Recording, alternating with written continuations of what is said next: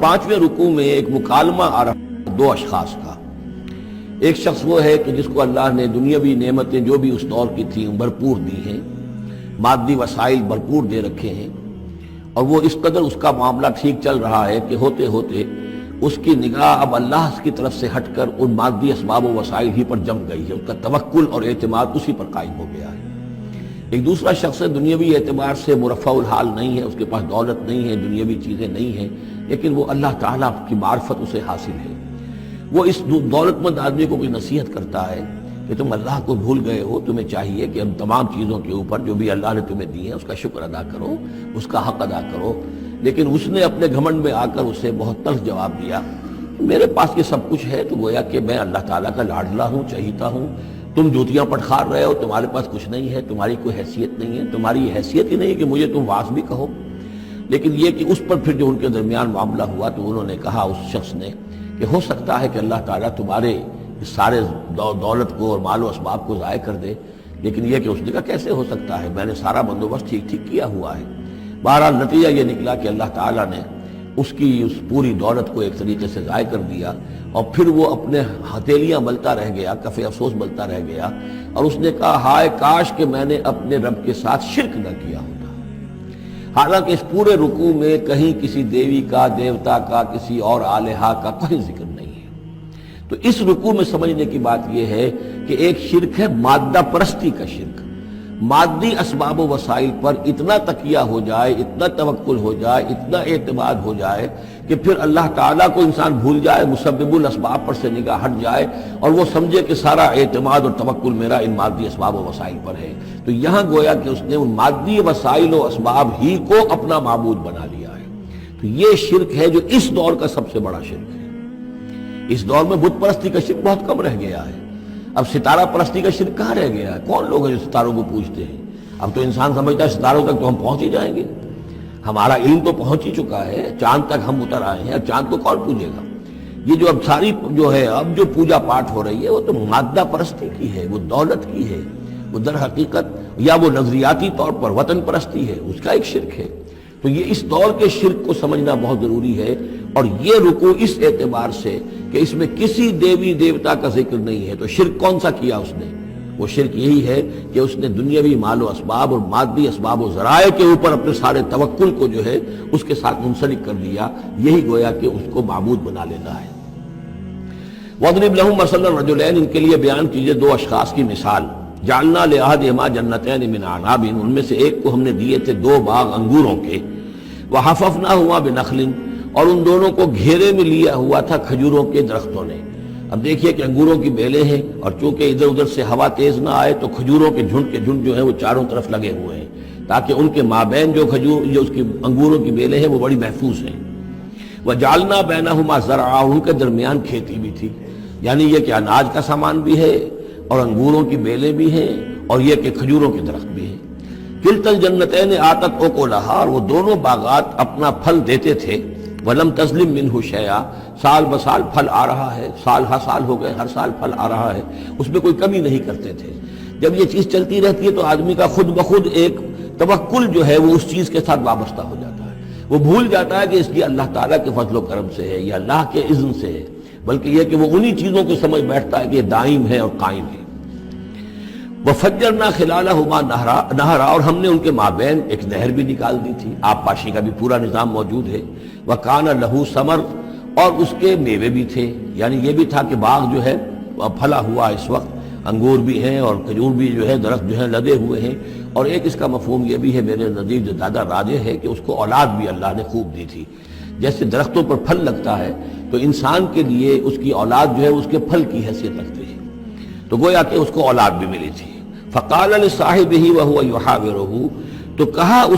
اس نے اپنے ساتھی سے، ان سے وہ گفتگو کر رہے تھے، آپس میں گفتگو کر رہا، انا اکثر منک مالا واعز نفرا، میں تم سے کہیں بڑھ کر ہوں مال میں اور نفری میں۔ اب یہ نفری کے حوالے سے میں نے کانا لہو ثمر، اس کے بیٹے بھی تھے، اولاد بھی تھی، تو اس کے حوالے سے وہ نفری کی بات بھی کر رہا، میرے بازو بھی بہت ہیں۔ وَدَخَلَ جَنَّتَهُ، اور وہ داخل ہوا اپنے باغ میں، وَهُوَ ظَالِمٌ لِنَفْسِهِ،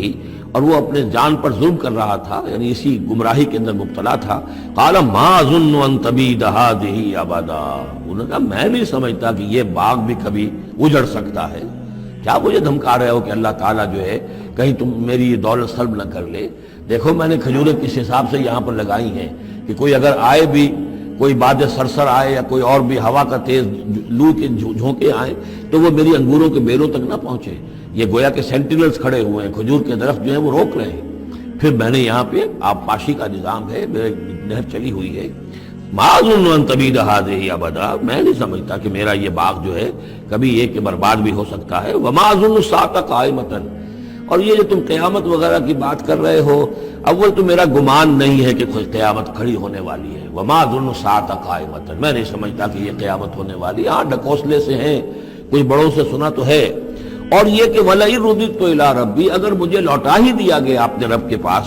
لَأَجِدَنَّ خَيْرًا مِّنْهَا مُنْقَلَبًا، تو مجھے وہاں لازماً ملے گا بہت بہتر لوٹ کر۔ اب اس کے اندر ایک فلسفہ ہے ان کا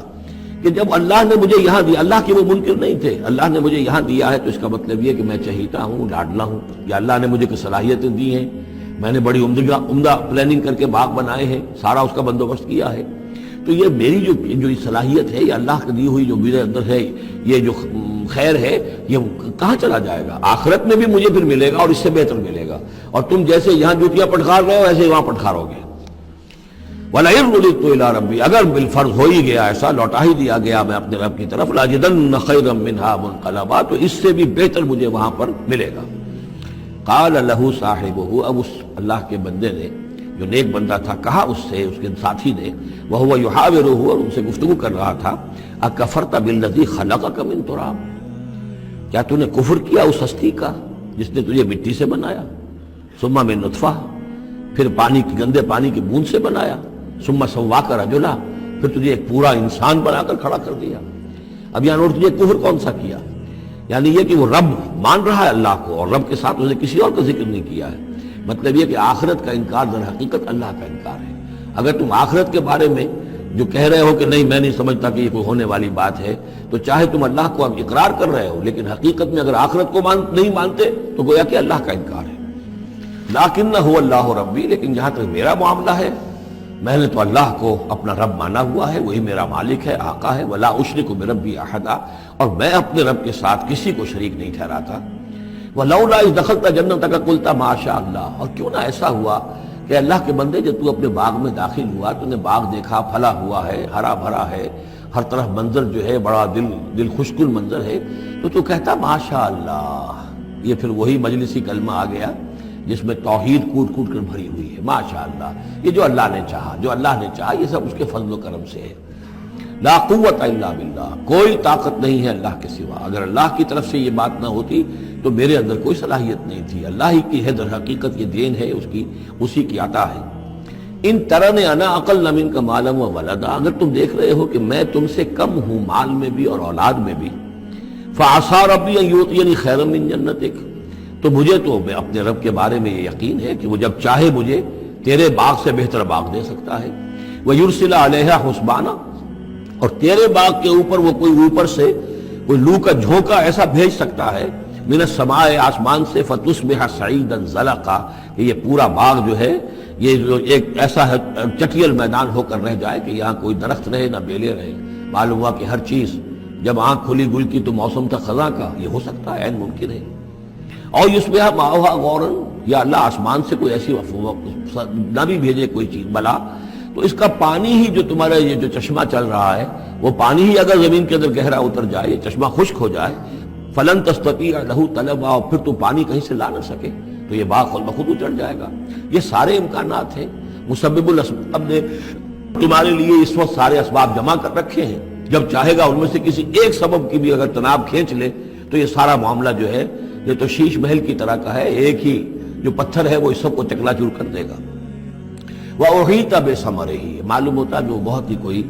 اللہ کا پہنچا ہوا شخص تھا، جو اللہ کا دوست تھا، اور اس کا دل دکھایا اس شخص نے، جس کو تانا دیا اسے انا خیر من انا اکثر منک مالا و ولدا، تو اس حوالے سے اس کا دل دکھا ہے۔ اور یہ جان لیجئے کہ کسی اللہ والے کا من عادى لي وليا فاذنته للحرب، تو تو ایک حدیث قدسی ہے، جو شخص میرے کسی ولی کے ساتھ دشمنی کرے پھر میری طرف سے اس کے خلاف اعلان جنگ ہے۔ تو اس نے چونکہ یہ دل دکھایا ہے، اور فارسی کا ایک شعر بھی بڑا مزیدار ہے کہ ہیچ قوم را خدا رسوا نہ کرد تا دلے صاحب دلے نامد میں درد، کسی صاحب دل کے جو دل کو ٹھیس لگتی ہے، درد اس کے اندر پیدا ہو جاتا ہے، صاحب دل ہو، اللہ کی محبت اس کے دل میں ہو اور اسے ٹھیس پہنچے، تو تا دلے صاحب دلے نامد میں درد ہیچ قوم را خدا رسوا نہ کر، قومیں بڑی رسوا ہو جاتی ہیں کسی ایک اللہ والے کی کہ دل جو ہے اس کی دل کو اگر تکلیف پہنچے تو وہی تب ہمارے ہی اس کا سارا ثمر سمیٹ لیا گیا، اللہ تعالیٰ نے جو کچھ اس کو دیا تھا وہ سلب کر لیا، باغ بھی ختم ہوا، اولاد بھی ختم ہوئی۔ فَأَصْبَحَ يُقَلِّبُ كَفَّيْهِ عَلَىٰ مَا أَنفَقَ فِيهَا، تو وہ رہ گیا اپنے ہاتھوں کو ملتا ہوا، اپنی ہتھیلیوں کو ملتا ہوا، جسے ہم کہتے ہیں کفِ افسوس ملنا۔ يُقَلِّبُ كَفَّيْهِ عَلَىٰ مَا أَنفَقَ فِيهَا، جو کچھ اس نے خرچ کیا تھا، انویسٹ کیا تھا، محنت کی تھی، کتنا عرصہ لگا تھا اس باغ کے پلاننگ میں، باغ کو اس نے لگایا تھا، کہاں کہاں سے پودے لایا ہوگا۔ ما انفق فیہا وہی خاویۃ علی عروشہا، اور وہ باغ جو ہے گرا پڑا ہوا تھا اپنی چھتریاں کے اوپر، کیونکہ جو انگور کی بیلیں ہوتی ہیں وہ ٹٹیاں ہوتی ہیں، چھتریاں ہوتی ہیں، وہ سب اوندھی پڑی ہیں۔ وَيَقُولُ يَا لَيْتَنِي لَمْ أُشْرِكْ بِرَبِّي أَحَدًا، اور اس وقت وہ کہہ رہا تھا ہائے میری شامت، کیا کاش کہ میں نے اپنے رب کے ساتھ شرک نہ کیا ہوتا۔ اب یہ کون سا شرک ہے؟ اس پوری اس گفتگو کے اندر کہیں کسی دیوی کا، دیوتا کا، کسی کا ذکر نہیں ہے، کسی کی شفاعت کا ذکر نہیں ہے۔ یہ ہے ہمارا آج کا نقشہ مادہ پرستی کا، آج کی ہماری ذہنیت جو ہے پوری کی پوری اس رکوع کے اندر موجود ہے۔